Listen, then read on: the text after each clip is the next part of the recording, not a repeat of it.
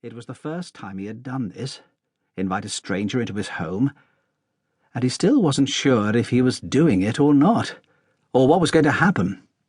He pulled into the forecourt of his building, drove through it and round the back, and pressed a button on a remote control device which activated a door to rise slowly in front of his car. Then he scraped the wing of his Rover as he put it in the garage, and laughing it off, blamed his wife for parking her Golf convertible too far over on his side. Teddy was talking a lot now, about anything and nothing. He thought about his brother. The man in the baseball hat followed him through the garage and the back door into the stylish, modern, spacious two-bedroom flat which Teddy shared with the wife who parked in so selfish a manner, and with whom the touching of car wings was as intimate as Teddy and she had been in almost 6 months. He turned to face the man behind him. "So," he said, rubbing his hands enthusiastically, "champagne?" Teddy went to the fridge to fetch a bottle.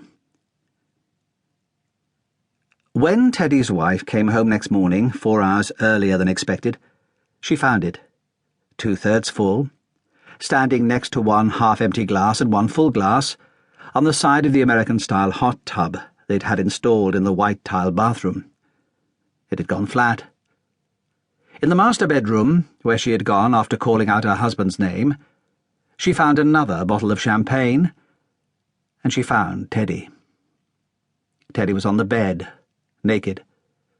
The champagne bottle, or at least the top half of it, was protruding, like the funnel of an ocean liner, from Teddy's abdomen. The rest of it was scattered in pieces across his torso. Teddy's face had been smashed in, and a long spike of glass stuck out of what had once been his upper jaw, but was now a crumpled hole encompassing both his mouth and his nose. Even someone as unqualified in medical matters as Teddy's wife could see that he was dead. Very. Mrs. Morgan screamed, ran into the living room and called the police, who got a couple of flatfoots round there in minutes. The 2 policemen found a woman who was obviously in shock, and a day-old corpse covered in broken glass.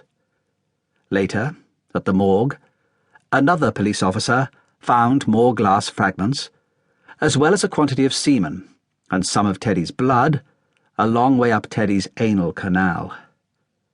While it is true that nothing should be taken for granted in cases such as these, it can probably be assumed that the semen had arrived there first. Part 1. Chapter 1. I don't really know what got me into boxing. I never did it when I was a kid, or at college, or when I was still on the force. I had occasion, a year or 2 back, to ask some questions at a gym that was beneath a pub behind King's Cross Station, and I got to know the manager. She helped me to find out the answers to my questions, and a week or so later, I went back to work out and train.